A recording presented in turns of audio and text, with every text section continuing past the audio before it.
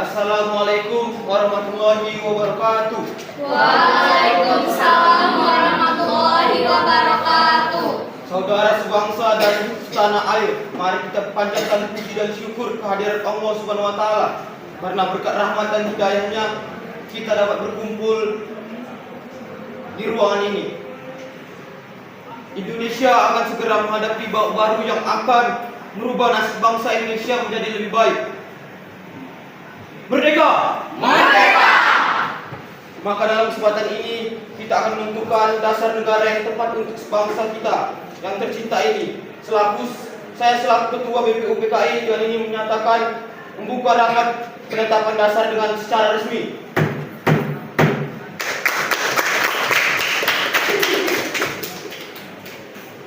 Seluruh anggota seraya bertepuk tangan. Kemudian semua anggota sidang berdiskusi supaya keadaan sidang menjadi ricuh. Guys, mana kita buat review dulu baru saudara-saudara gitu kan?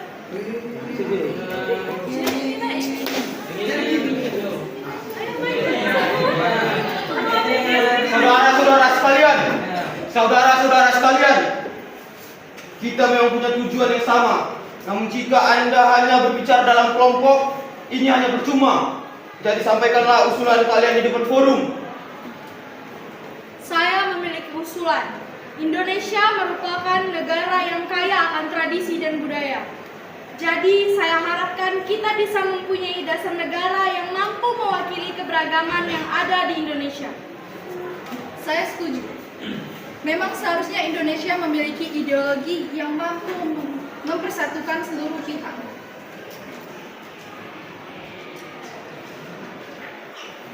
Saudara-saudara, saya telah mendengarkan beberapa usulan.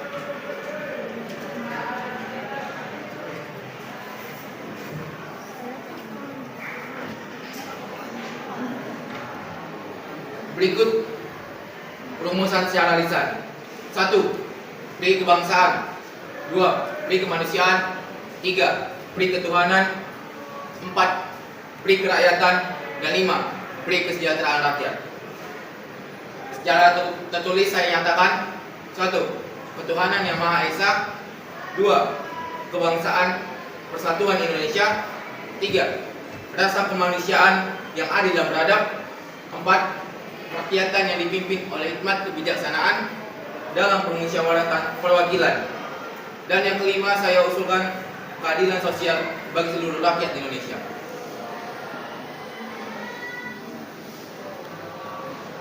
Bung Yamin, saya akui pendapat Anda luar biasa. Tapi Bung, ingat Indonesia memiliki mayoritas penduduknya beragama Islam. Jadi dasar negara kita harus berlandas Islam. Betul, Bung. Seharusnya Islam lebih diutamakan di dalam negara ini.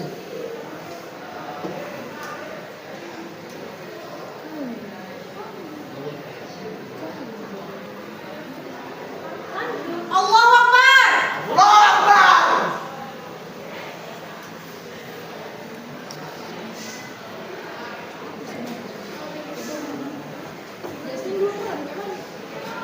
Sudah baca lah. Jangan ini ya nak, cepat. Ada orang kita dengan ibunya dan membaca. Apa Tuhan tidak mendengarkan pernyataan dari Tuan Agus Salim? Kita membutuhkan dasar negara yang menyeluruh, bukan kelompok Anda saja.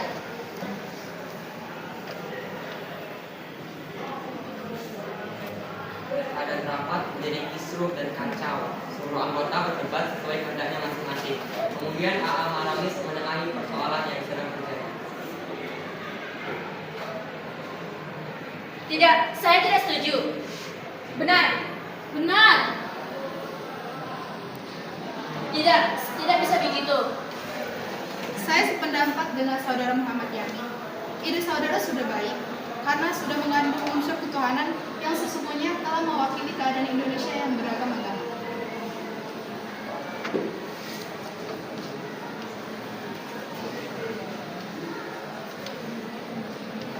Sidang diberhentikan dan belum juga mendapat dasar negara yang sesuai. Sidang dilanjutkan pada hari selanjutnya tanggal 31 Maret 1945 di ruang Volkswagen. Baik saudara sebangsa dan setanah air, kita telah mengadakan rapat namun belum juga mendapatkan titik terang. Hari ini kita berkumpul lagi untuk membahas hal yaitu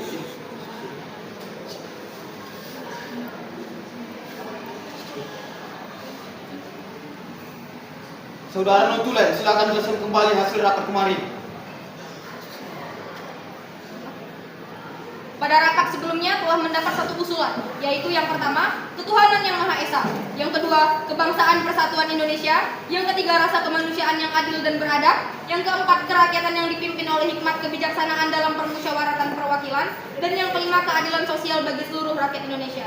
Namun, masih ada satu perdebatan pada poin 1. Baiklah, apakah ada usulan baru yang gagasan berkaitan dengan hal tersebut?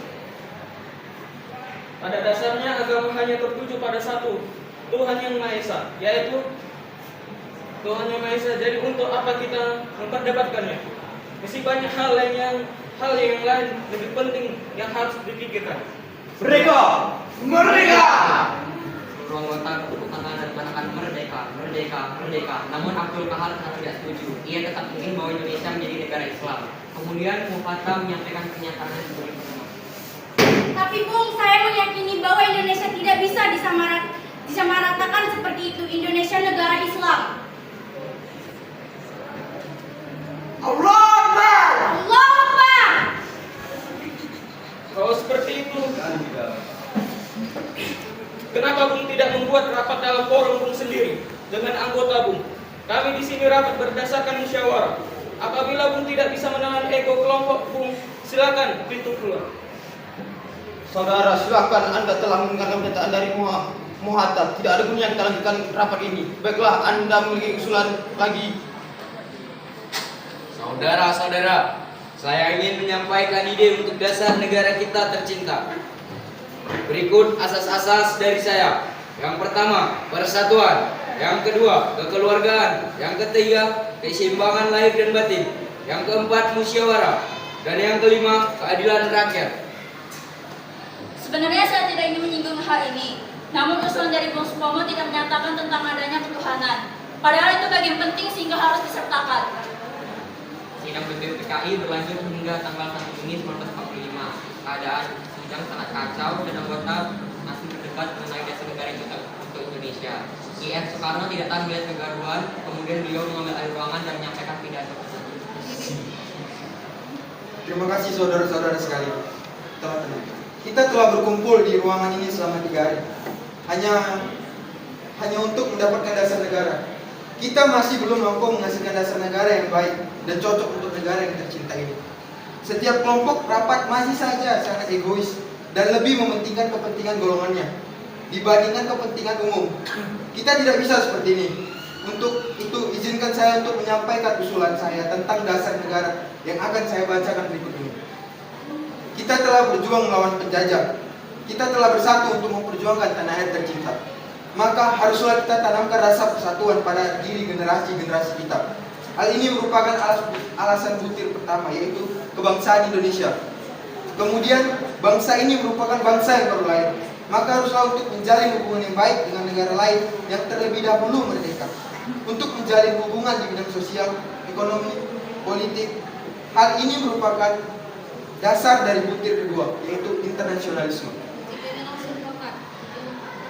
3 mufakat, 4 kesejahteraan sosial, dan 5 ketuhanan yang Maha Esa. Merdeka! Merdeka!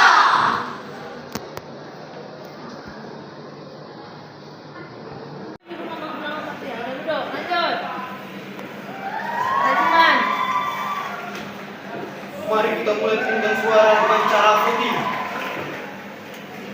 Mengapa harus dengan cara voting?